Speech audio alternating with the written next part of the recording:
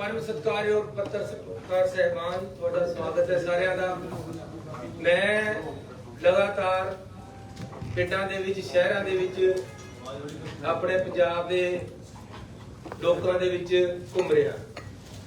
ਜੋ ਮੈਨੂੰ ਫੀਡਬੈਕ ਮਿਲਦੀ ਹੈ, ਜੋ ਲੋਕ ਮੈਨੂੰ ਦੱਸਦੇ ਹੈ ਜਿਸ ਤਰੀਕੇ ਦੀਆਂ ਮੁਸ਼ਕਲਾਂ ਲੋਕਾਂ ਦੇ ਸਾਹਮਣੇ ਆ ਰਹੀਆਂ ਉਹ ਮੈਨੂੰ ਪਤਾ ਲੱਗ ਰਹੀਆਂ ਤੇ ਮੈਂ ਇੱਕ ਮੁਸ਼ਕਿਲ ਦਾ ਹੱਲ ਕਰਨ ਲਈ ਵਚਨਬੱਧ ਹੈ ਤੇ ਕਰਨੀ ਹੈ।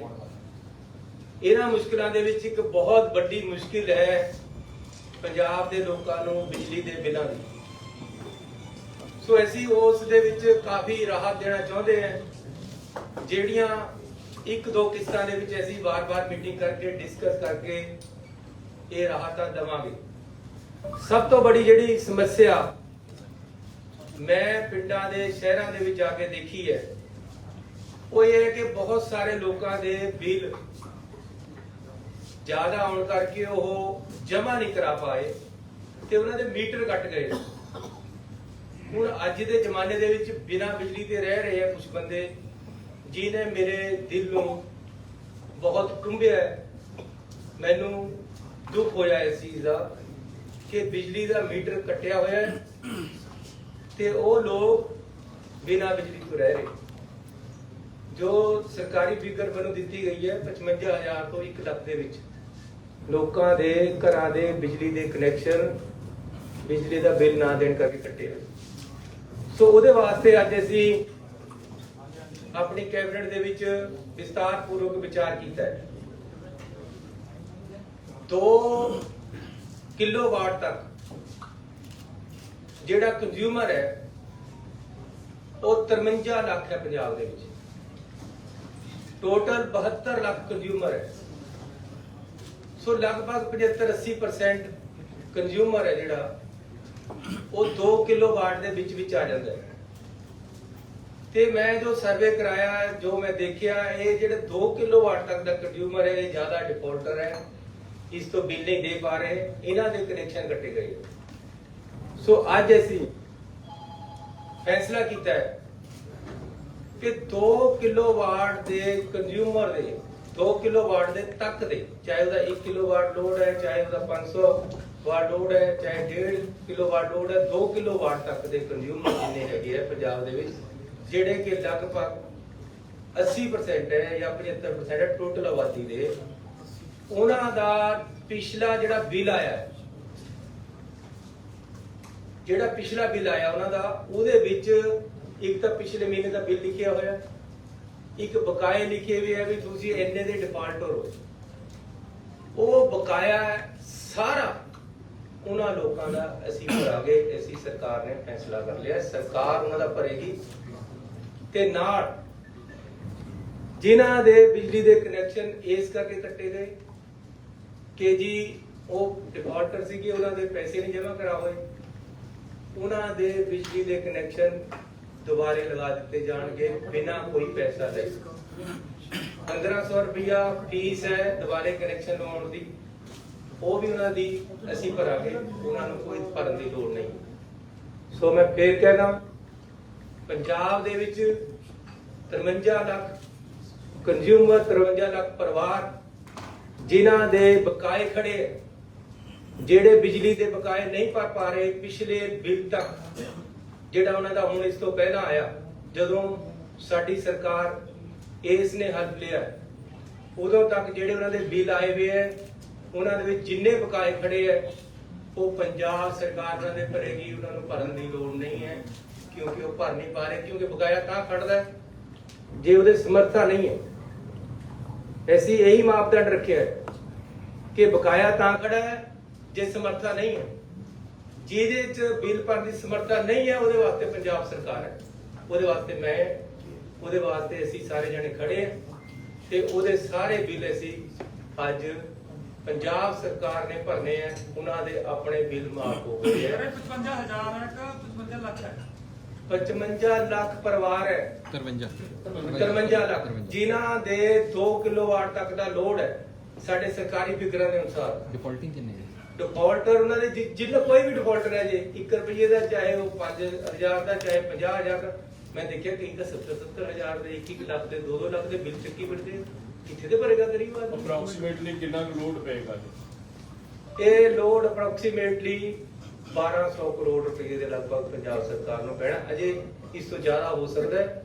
ਇਹ ਅਜੇ ਕਦੋਂ ਤੋਂ ਹੋਏਗਾ? 5 ਸਾਲ ਤੋਂ ਡਿਫਾਲਟਰ ਹੈ, 3 ਸਾਲ ਤੋਂ? ਮੈਂ ਕਹਿੰਦਾ ਜੀ ਚਾਹੇ ਉਹ ਸਾਰੀ ਉਮਰ ਦਾ ਡਿਫਾਲਟਰ ਹੈ, ਕਿਸੇ ਨੇ ਚਾਹੇ 50 ਸਾਲ ਦੇ ਪੈਸੇ ਜਮ੍ਹਾਂ ਕਰਾਏ, ਚਾਹੇ 10 ਸਾਲ ਦੇ ਨਹੀਂ ਕਰਾਏ, ਚਾਹੇ 14 ਸਾਲ ਦੇ ਨਹੀਂ ਕਰਾਏ, ਚਾਹੇ 1 ਸਾਲ ਦੇ ਨਹੀਂ ਕਰਾਏ, ਚਾਹੇ 1 ਮਹੀਨੇ ਦੇ ਨਹੀਂ ਕਰਾਏ। ਜਿਹੜਾ ਪਿਛਲਾ ਬਿੱਲ ਆਇਆ ਕਿਸੇ ਦਾ, ਉਹਦੇ ਜਿਹੜਾ ਬਕਾਇਆ ਲੱਗ ਕੇ ਆਇਆ ਉਹ ਸਾਰਾ ਮਾਫ। ਵੈਸੇ ਕਿੰਨੇ ਕੁ ਸਾਲ ਪੁਰਾਣਾ ਜੀ? ਐਵਰੇਜ ਕਿੰਨੇ ਕੁ ਸਾਲ ਪੁਰਾਣਾ ਹੈ? ਸਾਰੇ ਮੈਂ ਤਾਂ ਫੇਰ ਕਹਿ ਰਿਹਾ, ਤੁਹਾਡੇ ਪਾਸ ਬਕਾਇਆ ਤੁਹਾਡਾ ਜੇ 14 ਸਾਲ ਦਾ ਵੀ ਆ ਰਿਹਾ, ਤੁਹਾਡੇ ਬਿੱਲ ਵਿੱਚ ਆ ਗਿਆ ਨਾ, ਉਹ ਅੱਜ ਤੁਹਾਡੇ ਬਿੱਲ 'ਚ ਖੜਾ ਹੈ। ਉਹ ਜਿਹੜਾ ਤੁਹਾਡਾ ਬਕਾਇਆ ਖੜਾ ਹੈ ਉਹ ਅਸੀਂ ਉਹਨੂੰ ਦੇ ਰਹੇ। ਬਿਜਲੀ ਬੋਰਡ ਨੂੰ ਪੰਜਾਬ ਸਰਕਾਰ ਦੇਗੀ, ਦੇਣਾ ਤਾਂ ਪਏਗਾ ਸਾਨੂੰ, ਮਾਫ ਨਹੀਂ ਹੋਣਾ। ਪੰਜਾਬ ਸਰਕਾਰ ਆਏਗੀ ਅੱਗੇ ਨੂੰ, ਜੇ ਉਹਦੇ ਬਾਅਦ ਬਿੱਲ ਆਏਗਾ ਤਾਂ ਉਹਦੇ ਵਿੱਚ ਲਿਖਿਆ ਹੋਏਗਾ ਕਿ ਆ ਇੰਨਾ ਬਕਾਇਆ ਹੈ ਜਿਹੜਾ ਕਿ ਪੰਜਾਬ ਸਰਕਾਰ ਵੱਲੋਂ ਦਿੱਤਾ ਜਾਏਗਾ, ਕੰਜ਼ਿਊਮਰ ਨੂੰ ਨਹੀਂ ਦੇਣ ਦੀ ਲੋੜ। ਨੈਕਸਟ ਮੰਥ ਤੋਂ ਹੈ ਚੰਨੀ ਸਾਹਿਬ, ਨੈਕਸਟ ਅੱਜ ਮਹੀਨੇ ਤੋਂ ਹੋ ਗਿਆ, ਜੋ ਸਤੰਬਰ ਹੈ, ਅਕਤੂਬਰ ਹੈ, ਇਹ ਕਦੋਂ ਤੋਂ ਹੋਊਗਾ ਆਪਣਾ ਸ਼ੁਰੂ? ਮੈਂ ਫੇਰ ਦੱਸ ਰਿਹਾ ਜੀ, ਹਰ ਕਿਸੇ ਦਾ ਬਿੱਲ ਕਿਸੇ ਨਾ ਕਿਸੇ ਦਿਨ ਆਇਆ, ਚਾਹੇ 15 ਦਿਨ ਪਹਿਲਾਂ ਆਇਆ, ਚਾਹੇ 1 ਮਹੀਨਾ ਪਹਿਲਾਂ ਆਇਆ, ਚਾਹੇ ਕੱਲ ਆਇਆ। ਚਾਰ ਬਿੱਲ ਆਇਆ ਪਿਛਲਾ, ਅਸੀਂ ਪਿਛਲਾ ਬਕਾਇਆ ਦੇਖਣਾ। ਜਿਹੜੇ ਇਸ ਮਹੀਨੇ ਦਾ ਅਗਲਾ ਉਹਨਾਂ ਦਾ ਪੈਸਾ ਆਏਗਾ ਉਹਨਾਂ ਨੇ ਦੇਣਾ ਹੈ, ਉਹਨਾਂ ਨੇ ਅੱਗੇ ਨੂੰ ਬਿੱਲ ਜਾਰੀ ਦੇਣੇ ਹੈ। ਲੇਕਿਨ ਜਿਹੜਾ ਪੁਰਾਣਾ ਬਕਾਇਆ ਖੜਾ ਹੈ, ਜਿਹੜਾ ਕਿ ਜਿਹਦੇ ਕਰਕੇ ਲੋਕ ਪਰੇਸ਼ਾਨ ਹੈ, ਬਿੱਲ ਨਹੀਂ ਦੇ ਪਾ ਰਹੇ, ਉਹਨਾਂ ਦੇ ਕਨੈਕਸ਼ਨ ਕੱਟ ਗਏ ਹੈ।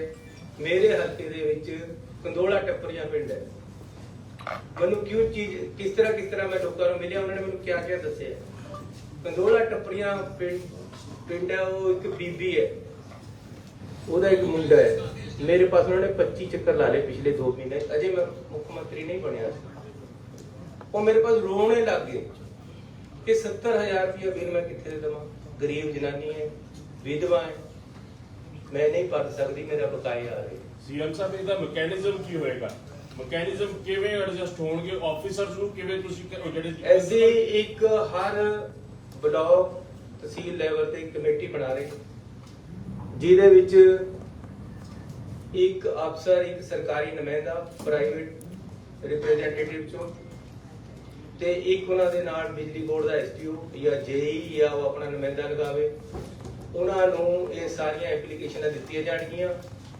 ਉਹ ਇਹ ਦੇਖਣਗੇ ਕਿ 2 ਕਿਲੋਵਾਟ ਤੱਕ ਦਾ ਲੋਡ ਹੈ, ਇਹਦਾ ਬਣਦਾ ਦੇਣਾ, ਉਸੇ ਟਾਈਮ ਬੇ ਹੋ ਜਾਣਗੇ ਜਦੋਂ ਦਰਖਾਸਤ ਆ ਗਈ। ਦਰਖਾਸਤ ਦੇ ਫਾਰਮ ਵੀ ਅਸੀਂ ਭੇਜਾਂਗੇ, ਕਿਸੇ ਦੇ ਕੋਈ ਲੋਡ ਨਹੀਂ, ਮਦਦ ਕਰਨਗੇ, ਪੰਚਾਇਤਾਂ ਮਦਦ ਕਰਨਗੀਆਂ। ਹਰ ਕਿਸੇ ਨੂੰ ਜਿਹਦਾ 2 ਕਿਲੋਵਾਟ ਦਾ ਲੋਡ ਹੈ ਉਸ ਤੋਂ ਇਹ ਵੇ ਕਰਨ ਵਾਸਤੇ ਫਾਰਮ ਭਰਵਾਉਣਗੇ।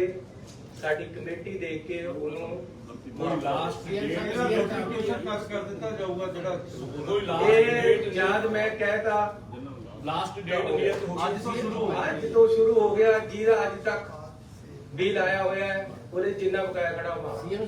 सीएम साहब इस चीज बकाये का मतलब फिर समझ लो कि रेगुलर बिल नहीं, ये इस महीने का आया वो बिल नहीं जो बकाया खड़ा है। सीएम साहब अगर आगे लोग बिल भरना बंद कर देंगे इन फ्यूचर, 2 ਮਹੀਨੇ ਬਾਅਦ ਫਿਰ ਉਹੀ 50,000 ਬਿੱਲ ਆ ਗਏ। ਇਹ ਜਾਣਨ ਦੀ ਇਹਦੇ ਬਾਰੇ ਅਗਲੀ ਜਿਹੜੀ ਤੁਸੀਂ ਗੱਲ ਪੁੱਛ ਰਹੇ ਹੋ, ਮੈਂ ਅਗਲੀ ਪ੍ਰੈਸ ਕਾਨਫਰੰਸ ਦੱਸਾਂਗਾ 2 ਜਾਂ 3 ਦਿਨਾਂ ਦੇ ਬਾਅਦ ਕਿ ਕਿਸ ਤਰ੍ਹਾਂ ਐਸੀ ਆਮ ਬੰਦੇ ਦਾ ਜਿਹੜਾ ਬਿੱਲ ਹੈ ਉਹਨੂੰ ਕੰਟਰੋਲ ਕਰ ਰਹੇ ਹੈ, ਤਾਂ ਕਿ ਉਹ ਉਸ ਨੂੰ ਵੀ ਜਮ੍ਹਾਂ ਕਰਾਉਣ ਦੀ ਦਿੱਕਤ ਨਾ ਆਵੇ, ਉਹਨੂੰ ਇੰਨਾ ਪੈਸਾ ਪਵੇ ਕਿ ਉਹ ਚੰਗਾ ਨਿਰਵਾਹ ਕਰ ਸਕੇ। आगे कितना चेक करोगे भी इकोनॉमिकली बंदा पुअर है कि वैसे ही नहीं पे कर रहे, कि भी बड़ा बड़ा इशू होता देखो है। एक सब तो बड़ा चेक ये है कि 2 किलोवाट इकोनॉमिकली पूरे दिन में किसी ने मोटर ਤੇ ਲਾਇਆ ਵੀ ਕੋਈ ਮਿਡਲ ਕਲਾਸ ਦੇ ਜਿਹੜੇ ਲੋਕ ਹੈ ਇਹੀ ਥੋੜੀ ਬਿਜਲੀ ਯੂਜ਼ ਕਰ ਸਕਦੇ ਆ। ਜਿਹੜੇ ਅਮੀਰ ਆਦਮੀ ਉਹਨਾਂ ਦੇ ਤਾਂ 5-5 ਏਸੀ ਲੱਗੇ ਹੋਏ, ਉਹ ਨਹੀਂ ਅਸੀਂ ਕਰ ਰਹੇ ਚੈੱਕ। 2 ਕਿਲੋਵਾਟ ਜਿਹਦਾ ਲੋਡ ਹੈ, 2 ਕਿਲੋਵਾਟ ਚ ਕਾਫੀ ਕੁਝ ਆ ਜਾਂਦਾ, ਪੱਖੇ ਆ ਜਾਂਦੇ, ਕੂਲਰ ਆ ਜਾਂਦਾ, ਫ੍ਰਿਜ ਆ ਜਾਂਦਾ, ਟੀਵੀ ਆ ਜਾਂਦਾ ਤੇ ਕਈ ਬੱਲਬ ਆ ਜਾਂਦੇ ਆ। ਤਾਂ ਇਸ ਕਰਕੇ ਸਫੀਸ਼ੀਐਂਟ ਇਹ ਹੋਏਗਾ। ਚੰਨੀ ਸਾਹਿਬ, ਆਪਣੀ ਜਿਹੜੀ ਤੁਸੀਂ ਸਰਕਾਰੀ ਲੈਵਲ ਤੇ ਜਿਹੜੇ ਰੈਗੂਲਰ ਅੱਗੇ ਨੂੰ ਬਿੱਲ ਦੇਣਾ ਪੈਣਾ ਹੈ, ਲੇਕਿਨ ਉਹ ਬਿੱਲ ਦੇ ਵਿੱਚ ਵੀ ਅਸੀਂ ਆਉਣ ਵਾਲੇ ਦਿਨਾਂ 'ਚ ਬੜੀ ਛੇਤੀ ਮੀਟਿੰਗ ਕਰਕੇ ਕੁਝ ਐਸਾ ਇੱਕ ਸੀਐਮ ਸਾਹਿਬ ਦੱਸਣਾ, ਤੁਸੀਂ ਇਸ ਤੋਂ ਪਹਿਲਾਂ ਇੱਕ ਫੈਸਲਾ ਜਿਹੜੀ ਪਹਿਲੀ ਕੈਬਨਿਟ ਸੀ ਹੋਈ ਤੁਸੀਂ ਉਹ 'ਚ ਕੀਤਾ ਸੀਗਾ ਕਿ ਜਿਵੇਂ ਤੁਸੀਂ ਬਿਜਲੀ ਦੇ ਬਿੱਲਾਂ ਦੀ ਗੱਲ ਕੀਤੀ ਸੀ ਕਿ ਵੀ ਟਰਾਲੀਆਂ ਜਿਹੜੀਆਂ ਉਹ ਆਪਣੀ ਰੇਤਾਂ ਦੀ ਭਾਰ ਸਕੇ ਆਪਣੇ ਖੇਤਾਂ ਦੇ ਵਿੱਚੋਂ, ਤਾਂ ਕਿ ਜਿਹੜੀ ਠੇਕੇਦਾਰ ਸਿਸਟਮ ਹੈ ਜਾਂ ਉਹ ਮਾਫੀਆ ਖਤਮ ਹੋ ਸਕੇ। ਉਹ ਵੀ ਤੁਸੀਂ ਬੜਾ ਗਰੀਬ ਪਰਿਵਾਰ ਨੂੰ ਵੇਖਦੇ ਫੈਸਲਾ ਕੀਤਾ ਸੀਗਾ। ਉਹ ਵੀ ਕਦ ਤੱਕ ਸ਼ੁਰੂ ਹੋਏਗਾ, ਕਿਉਂਕਿ ਬਿਜਲੀ ਦਾ ਬੜੀ ਛੇਤੀ ਅਸੀਂ ਰੇਤ ਮਾਫੀਆ ਦਾ ਬਿਲਕੁਲ ਖਾਤਮਾ ਕਰ ਦਾਂਗੇ, ਬੜੀ ਛੇਤੀ। ਚਾਹੇ ਉਹਨੂੰ ਹਫਤਾ ਕਹਿ ਲਓ, ਚਾਹੇ ਬਸ ਅਸੀਂ ਦੇਖੋ ਦਿਨ ਰਾਤ ਮਿਹਨਤ ਵਿੱਚ ਲੱਗੇ ਹੋਏ ਹੈ ਕਿ ਇਸ ਤਰੀਕੇ ਦੇ ਨਾਲ ਸਿਸਟਮ ਨੂੰ ਸੁਧਾਰਿਆ ਜਾਵੇ। ਇੱਕ ਪੁਰਾਣਾ ਨੈਕਸਸ ਹੈ, ਉਹਨੂੰ ਤੋੜਨਾ ਹੈ, ਔਰ ਅਸੀਂ ਉਹਨੂੰ ਤੋੜਨ 'ਚ ਕਾਮਯਾਬ ਹੋ ਰਹੇ ਹਾਂ। ਬੜੀ ਛੇਤੀ ਤੁਸੀਂ ਦੇਖੋਗੇ ਕਿ ਰੇਤ ਮਾਫੀਆ ਖਤਮ ਹੋ ਜਾਣਾ। ਮੈਂ ਨਵੀਂ ਪਾਲਿਸੀ ਲੈ ਕੇ ਆ ਰਿਹਾ, ਉਹਦੀ ਮੇਰੀ ਤਿਆਰੀ ਚੱਲ ਰਹੀ ਹੈ। ਇਹ ਸਾਰੇ ਮਸਲੇ ਹੱਲ ਹੋ ਜਾਣਗੇ, ਤੁਸੀਂ ਵਿਸ਼ਵਾਸ ਰੱਖੋ। ਸਿੱਧੂ ਸਾਹਿਬ ਜਿਹੜਾ ਬਿਜਲੀ ਵਿਭਾਗ ਦੀ ਗੱਲ ਹੈ, ਇੱਕ ਮਿੰਟ, ਪਰਾਂ। ਜਿਹੜਾ ਬਿਜਲੀ ਡਿਪਾਰਟਮੈਂਟ ਨੂੰ ਲੈ ਕੇ ਆ, ਇੱਕ ਬਿਜਲੀ ਮਹਿਕਮਾ ਐਸਾ ਹੈ ਉਹਦੇ ਚ ਬਿੱਲ ਜਿਹੜੇ ਵੱਧ ਆਉਂਦੇ ਆ ਉਹਨੂੰ ਲੈ ਕੇ ਸ਼ਿਕਾਇਤਾਂ ਆਉਂਦੀਆਂ, ਔਰ ਇਹ ਇੱਕ ਐਸਾ ਮਹਿਕਮਾ ਜਿੱਥੇ ਜਾ ਕੇ ਸਭ ਦੇ ਹੱਥ ਖੜੇ ਹੋ ਜਾਂਦੇ ਵੀ ਉੱਥੇ ਕੋਈ ਸੁਣਵਾਈ ਨਹੀਂ, ਵੱਧ ਆ ਗਿਆ ਤਾਂ ਆ ਗਿਆ। ਕੀ ਉਹ ਸਿਸਟਮ 'ਚ ਕਮੀ ਕਿੱਥੇ ਹੈ? ਉਹ ਸਿਸਟਮ ਅੱਗੇ ਤੋਂ ਠੀਕ ਹੋਵੇਗਾ, ਕਿਉਂਕਿ ਤੁਸੀਂ ਵੀ ਇਦਾਂ ਦੇ ਮਾਮਲੇ ਦੇਖੇ ਹੋਣੇ ਕਿ ਹੱਥ ਖੜੇ ਕਰ ਦਿੰਦੇ ਆ ਕਿ ਨਹੀਂ ਕੁਝ ਮੈਂ ਆਪਣੀ ਗੱਲ ਕਹਿ ਲਈ ਹੈ। ਅੱਜ ਮੈਂ ਬਿਜਲੀ ਦੇ ਬਿਨਾਂ ਤੱਕ ਸੀਮਤ ਹੈ, ਲੇਕਿਨ ਇਹ ਇੱਕ ਰਾਹਤ ਦਿੱਤੀ ਹੈ ਜਿਹੜੀ ਕਿ ਆਮ ਗਰੀਬ ਆਦਮੀ ਨੂੰ ਔਰ ਮਿਡਲ ਕਲਾਸ ਦੇ ਲੋਕਾਂ ਨੂੰ ਜ਼ਰੂਰੀ ਸੀ। ਉਹਨਾਂ ਦੇ ਬਿਜਲੀ ਦੇ ਬਿੱਲ ਘੱਟ ਹੋ ਰਹੇ। ਬਿਜਲੀ ਦੇ ਬਾਰੇ ਚ ਮੈਂ ਫਿਰ 2-3 ਦਿਨਾਂ ਦੇ ਬਾਅਦ ਤੁਹਾਡੇ ਨਾਲ ਫਿਰ ਮੁਖਾਤ ਹੋਊਂਗਾ ਕਿ ਕਿਸ ਤਰੀਕੇ ਦੇ ਸਰ ਨਵਜੋਤ ਸਿੰਘ ਸਿੱਧੂ जी के बारे में काम चल रही है। इस्तीफा दिया, उन्होंने नाराजगी जाहिर की है। मोहित उन्होंने इस्तीफा दिया है और उन्होंने अपना एक वीडियो जारी किया है, उसमें कहीं ना कहीं आपके ऊपर निशाना साधा है कि आपने एडवोकेट जनरल, डीजीपी और जो मंत्री हैं दागी, वो आपने अपनी कैबिनेट में शामिल किए और आप ऐसे अफसरों को लगा रहे हैं जिनका इतिहास भी कहीं ना कहीं दागी है। इस बात को लेकर नाराजगी जाहिर करते हुए उन्हें इस्तीफा दे दिया है। इस्तीफे की कॉपी सोनिया गांधी को भेजी है और बाकायदा ट्विटर पर लाइव होकर उन्होंने अपना वीडियो भी जारी किया है। एजी और डीजी ਨੂੰ ਸਿੱਧੇ ਤੌਰ ਤੇ ਇਤਰਾਜ਼ ਆਉਂਦਾ। ਦੇਖੋ ਜਿਹੜਾ ਪ੍ਰਧਾਨ ਹੁੰਦਾ ਹੈ ਉਹ हिंदी में बोल दो सर, लाइव नेशनल। जो प्रधान होता है पार्टी का वो हेड होता है, तो हेड ने परिवार में बैठकर अपनी मजबूती से बात रखकर अपनी बातों को आगे लेकर आना होता है। तो मैंने आज भी सिद्धू साहब से टेलीफोन पे बात की है कि पार्टी सुप्रीम होती है, सरकार पार्टी की आइडियोलॉजी को मानती है और उसके ऊपर चलती है। आप आओ, बैठकर बात करो। जिस तरीके से आपको कोई गलतियां लग रही हैं वो पहले भी आप कर सकते थे, आप ही आप कर सकते हैं। कोई बंदे सब 2 लगाए अपने, कोई 2 मेंबर थे बात करने के लिए उनसे behalf of the chief minister Channi साहब के बिहाफ पर उनको बात करने के लिए 2 बंदों की कहीं ड्यूटी लगाई है, या प्रगट सिंह या सिंगला साहब प्रगट कैसे सिंह और बड़े कई मंत्री साहब पर गए थे। आज या कल बात हो जाएगी, बैठकर उनके ज्वाइन कर रहे हैं। ਪੰਜਾਬੀ ਬੋਲ ਦੋ ਸਰ, ਤੁਹਾਡਾ ਫਲੋ ਰੁਕਦਾ। ये तरीका आपके पास हमेशा रास्ते खुले, आप कह रहे हैं कि मैंने फोन पे बात की, लेकिन इस तरह से इस्तीफा देना और उसके बाद वो भी आपसे बात करते, पार्टी अध्यक्ष हैं आप, चीफ मिनिस्टर हैं, आपको अपनी बात के नुकसान पहुंचाने की कोशिश नहीं है। नहीं, कोई कोशिश नहीं है, इंटेंशनल कोई कोशिश नहीं है। वो उनको उनके साथ बात करेंगे बैठकर, जो भी बात होने वाली होगी। क्या ये स्थिति बना के रखना चाहते हैं सिद्धू साहब? आज रजिया सुल्ताना सर मीटिंग 'ਚ नहीं आ सके। ਸੀਐਮ ਸਾਹਿਬ ਨੇ ਤੁਹਾਡੇ ਸੀਐਮ ਬਣਨ ਤੋਂ ਬਾਅਦ ਜੋ ਇੱਕ ਮਾਹੌਲ ਪੰਜਾਬ ਦਾ ਬਣਿਆ ਸੀ ਕਿ ਹਾਂ ਚਲੋ ਬੜਾ ਚੰਗਾ ਹੋ ਰਿਹਾ, ਉਹ ਤਾਂ ਸਾਰਾ ਖਤਮ ਹੋ ਗਿਆ ਇੱਕ ਦਿਨ ਦੇ ਅੰਦਰ। ਕੁਛ ਨਹੀਂ ਖਤਮ ਹੁੰਦਾ। ਉਹ ਤੁਸੀਂ ਮਹਿਸੂਸ ਕਰਦੇ ਹੋ ਕਿ ਨਹੀਂ ਕਰਦੇ? ਸਿੱਧੂ ਸਾਹਿਬ ਦਾ ਇੱਕ ਢੰਗ ਠੀਕ ਹੈ, ਤੁਹਾਨੂੰ ਇਸ ਢੰਗ ਨਾਲ ਕਹਿਣਾ मैं ਠੀਕ ਹੈ। स्टेटमेंट नहीं करना चाहता, लेकिन ਉਹਨਾਂ ਦਾ response ਕੀ ਸੀ? पंजाब ਦੇ ਲੋਕਾਂ ਦੇ ਮਸਲਿਆਂ ਤੋਂ ਮੈਂ ਛਿੜਕਣਾ ਨਹੀਂ ਹੈ। ਸਿੱਧੂ ਸਾਹਿਬ ਦਾ ਨਹੀਂ, ਮੈਂ ਜਦੋਂ ਤੁਸੀਂ ਸੀਐਮ ਸਾਹਿਬ ਗੱਲ ਕੀਤੀ ਉਹਨਾਂ ਨਾਲ, ਉਹਨਾਂ ਦਾ ਕੀ ਰਿਸਪੌਂਸ ਸੀ? ਉਹਨਾਂ ਨੇ ਕਿਹਾ ਆਪਾਂ ਬੈਠ ਕੇ ਗੱਲ ਕਰ ਲਾਂਗੇ, ਲੇਕਿਨ ਮੈਂ ਤੁਹਾਨੂੰ, ਉਹਨਾਂ ਨੇ ਮੈਨੂੰ ਇਹ ਵੀ ਕਿਹਾ ਕਿ ਮੈਂ ਤੁਹਾਨੂੰ ਟਾਈਮ ਦੇਵਾਂਗਾ। ਏਪੀਐਸ ਜੋਲ ਬਾਰੇ ਵੀ ਕੋਈ ਰੌਲਾ ਉਹਨਾਂ ਨੂੰ ਕਹਿ ਜਾ ਰਿਹਾ? ਦੇਖੋ ਗੱਲ ਇਹ ਹੈ ਕਿ ਇੱਕ ਸਪੈਸ਼ਲ ਪ੍ਰੋਸੀਕਿਊਟਰ ਐਸੀ ਬਹੁਤ ਤਕੜਾ ਵਕੀਲ ਔਰ ਉਹਦੇ ਨਾਲ ਕੋਈ 10 ਬੰਦਿਆਂ ਦੀ ਹੋਰ ਟੀਮ ਲੱਭ ਰਹੇ ਹੈ ਜਿਹੜੇ ਸਾਡੇ ਇੰਪੋਰਟੈਂਟ ਮੈਸੇਜ ਉਹ ਹੈਗੇ ਹੈ, ਕੇਸ ਹੈ, ਮਾਮਲੇ ਹੈ, ਉਹਨਾਂ ਵਾਸਤੇ ਪੇਸ਼ ਹੋਣ ਵਾਸਤੇ ਚੰਨੀ ਜੀ ਇੱਕ ਸਪੈਸ਼ਲ ਟੀਮ, ਇੱਕ ਸਪੈਸ਼ਲ ਪ੍ਰੋਸੀਕਿਊਟਰ ਲੱਗੇਗਾ, ਉਹਦੇ ਅੰਡਰ ਚੱਲੇਗੀ।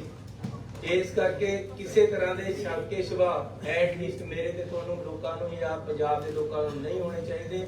ਪਾਰਦਰਸ਼ੀ ਸਾਰਾ ਕੁਝ ਕੰਮ ਹੋਏਗਾ।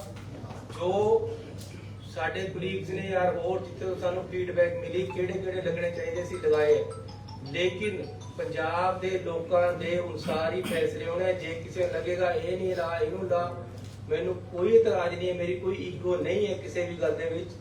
ਮੈਂ ਬਿਲਕੁਲ ਕਲੀਅਰ ਹੈ ਜਿਸ ਗੱਲ ਦੇ ਨਾਲ ਲੋਕਾਂ ਦੇ ਵਿੱਚ ਕੋਈ ਚੰਦ ਚਰਚਾ ਗਲਤ ਜਾਂਦੀ ਹੈ, ਮੈਂ ਉਸ ਗੱਲ ਤੋਂ ਕਦੇ ਕੋਈ ਵਜੀਦ ਨਹੀਂ ਹੋਣ ਨੂੰ ਤਿਆਰ। ਹਾਂ, ਲੇਕਿਨ ਮੇਰੇ ਜੋ ਮਸਲੇ ਪੰਜਾਬ ਦੇ ਲੋਕਾਂ ਦੇ ਜਿਨ੍ਹਾਂ ਵਾਸਤੇ ਮੈਂ ਲੜਾਈ ਕਰਦਾ ਆ ਰਿਹਾ, ਮੈਂ ਉਹ ਲੜਾਈ ਤੋਂ ਪਿੱਛੇ ਨਹੀਂ ਹਟਾਂਗਾ। 1 ਇੰਚ ਵੀ ਗੁਰੂ ਦੇ ਘਰ ਦੇ ਪਿੱਛੇ ਨਹੀਂ ਹਟਾਂਗਾ। ਕਿਸੇ ਤਰ੍ਹਾਂ ਦੀ ਗਰਦਾਰੀ ਜਾਂ ਕਿਸੇ ਤਰ੍ਹਾਂ ਦੀ ਬੇਈਮਾਨੀ ਜਾਂ ਕਿਸੇ ਤਰ੍ਹਾਂ ਦੀ ਕਰਪਸ਼ਨ ਜਿੰਨੇ ਦੇਰ ਮੈਂ ਮੁੱਖ ਮੰਤਰੀਆਂ ਨਹੀਂ ਹੋਏਗੀ, ਇਹ ਮੈਂ ਬਿਲਕੁਲ ਤੁਹਾਨੂੰ ਵਿਸ਼ਵਾਸ ਸਰ ਇਹੀ ਮੁੱਦਾ ਚੰਨੀ ਸਾਹਿਬ ਨਹੀਂ ਚੰਨੀ ਸਾਹਿਬ